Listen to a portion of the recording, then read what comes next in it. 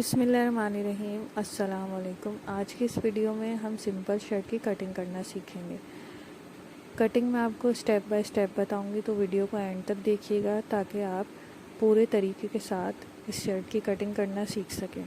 अमूमन ऐसा होता है कि जब हम शर्ट काट के उसको सीकर पहनते हैं तो उसमें या तो खिंचाव आता है या वो शर्ट पीछे की तरफ जा रही होती है। इसकी क्या वजूहत होती हैं, इस वीडियो में मैं आपको कटिंग के साथ साथ ये बताऊंगी और आपको टिप्स भी दूंगी कि किस तरह आप शर्ट की कटिंग कर सकते हैं कि वो बिल्कुल परफेक्ट कटे, और परफेक्ट जब वो कट जाएगी तो सिलाई में भी आपको आसानी होगी और आपकी शर्ट अच्छी सिल के तैयार होगी।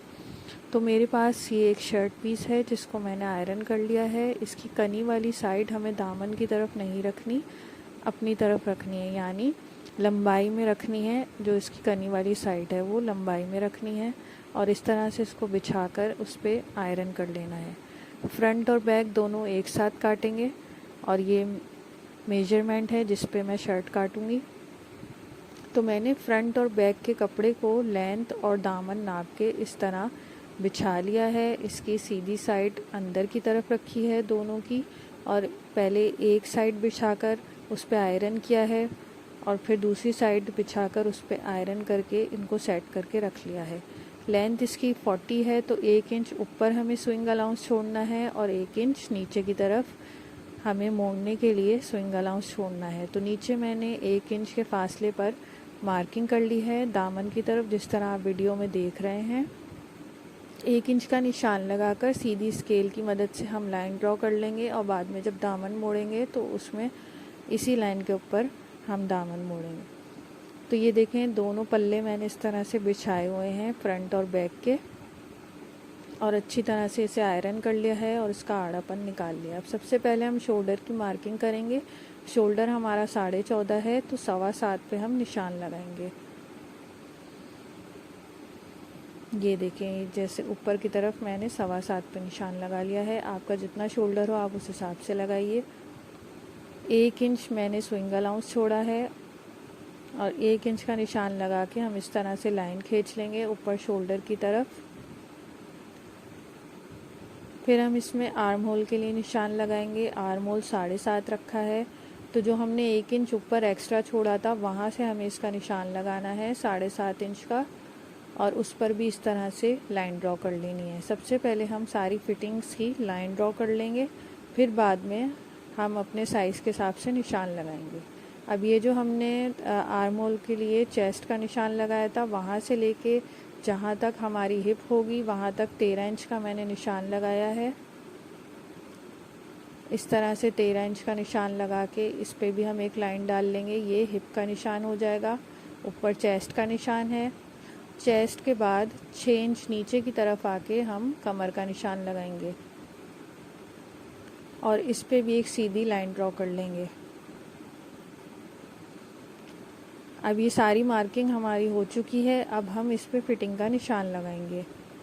तो सबसे पहले आर्म होल के लिए हम लाइन ड्रॉ करेंगे। जो हमने शोल्डर की लाइन ऊपर 7.25 की खींची थी, इसी तरह से हम नीचे चेस्ट के पास भी 7.25 पे निशान लगाएंगे और इस लाइन को ऊपर वाली लाइन से मिला देंगे जो शोल्डर की तरफ हमने मार्किंग की थी वहाँ से।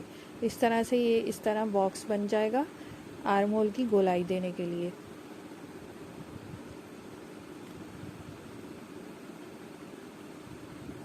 गला हमारा 7 इंच होगा, तो 3.5 पे मैंने देखें इस तरह से सेंटर में रख के निशान लगाया है, और इसको हम गले के निशान से लेके शोल्डर तक इस तरह आड़ी लाइन खींच लेंगे। 1/2 इंच नीचे की तरफ आके आड़ी लाइन खींचेंगे। यहाँ पे आड़ी लाइन खींचने का मकसद ये है कि इससे आपकी कमीज़ में खिंचाव नहीं होगा, वो पीछे की तरफ नहीं जाएगी। अब हमने जो ये आर्म होल का 7.5 पे निशान लगाया था, उसका हाफ हम 3.25 पे निशान लगाएंगे गोलाई देने के लिए। और अब ये चेस्ट का निशान हम लगाएंगे। चेस्ट का निशान है 9.5 पर। जो मैंने मेजरमेंट शुरू में मेंशन की थी उसके मुताबिक जो उसका चौथा हिस्सा है वो 9.5 है। हाफ 9.5 करके हम चेस्ट का निशान लगा के इसे गोलाई देंगे। इस तरह से हम गोलाई दे देंगे। अब हम कमर का निशान लगाएंगे। कमर का निशान 18 का आधा करके 9 पे लगाएंगे।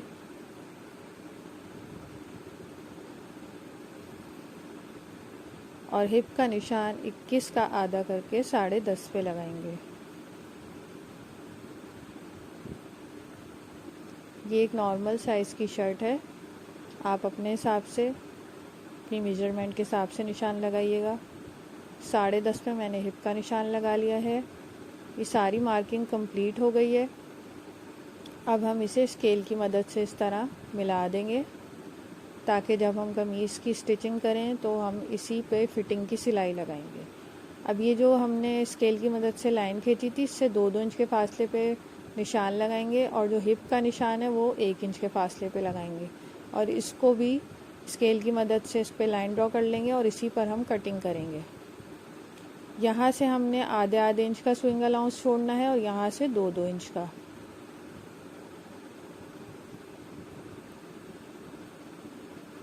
अब यहाँ हम इस स्केल की मदद से चाक के लिए शेप देंगे। तो जो हमने कटिंग वाली मार्किंग की थी, जहाँ पे हम कटिंग करेंगे, वहाँ से चाक जो हिप की हमने मार्किंग की थी कटिंग वाली, वहाँ से लेके हम नीचे तक इस तरह स्केल लगकर इस पर निशान लगा लेंगे और इसी पर हम कटिंग करेंगे। इस तरह से हम सेंटर की कटिंग करेंगे। दोनों पीसेस को एक साथ काट रही हूँ मैं, फ्रंट और बैक दोनों को, लेकिन मार्किंग अभी हमने सिर्फ ऊपर वाले पीस पे की है। इस तरह से गोलाई देते हुए जो हमने मार्किंग की थी 1/2 इंच का स्विंग अलाउंस छोड़ के और यहाँ पर 2 इंच का स्विंग अलाउंस छोड़ के और हिप के पास से और चाक के पास से 1 इंच का स्विंग अलाउंस छोड़ते हुए जो हमने मार्किंग की थी उस पर हम सीधी सीधी कटिंग कर लेंगे। तो ये देखिए शर्ट की कटिंग तो हमारी कंप्लीट हो गई है।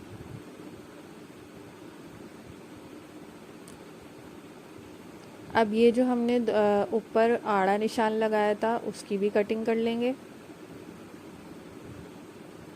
यहाँ पे जो हमने थोड़ा सा तिरछा किया था शोल्डर्स को, ये करना ज़रूरी होता है, इसकी भी कटिंग कर लेंगे। 1/2 इंच के करीब हमने इसे काटा है और 1/2 इंच स्विंग अलाउंस में चला जाएगा। अब यहाँ से हमने जो नीचे वाला पीस था शर्ट का बैक साइड का, उस पर भी मार्किंग कर लेना है बिल्कुल ऊपर वाले पीस से मैच करते हुए, ताकि जब हम सिलाई करें तो उसकी भी मार्किंग हो जाए और हमें आसानी हो। और इस तरह से हम सारी फिटिंग के निशानात जहाँ पर लगाए थे उसको इस तरह से करके हम कट लगा लेंगे। सिलाई करते हुए इन चीज़ों से आपको आसानी होगी और सिलाई में फिनिशिंग आएगी। तो देखें फ्रंट और बैक दोनों कट चुके हैं। अब बैक साइड वाला हिस्सा हम अलग करके रख देंगे और फ्रंट साइड को इस तरह से बिछा लेंगे सेट करके, सारी इसकी सिलवटें निकाल कर। अब हमारी कमीज़ पीछे क्यों जाती है, उसमें खिंचाव क्यों होता है, वो इस वजह से होता है कि हम फ्रंट के आर्म होल पर सही से गहराई नहीं देते। तो वो गहराई हम किस तरह से देंगे वो आप देख सकते हैं कि जो हमने मार्किंग की थी उससे 1 इंच अंदर की तरफ इस तरह से हम दोबारा से मार्किंग करेंगे। पौने से 1 इंच के जितना आप मार्क कर लें और इस तरह से लाइन ड्रॉ कर लें। तो ये एक आड़ी लाइन खिंच जाएगी।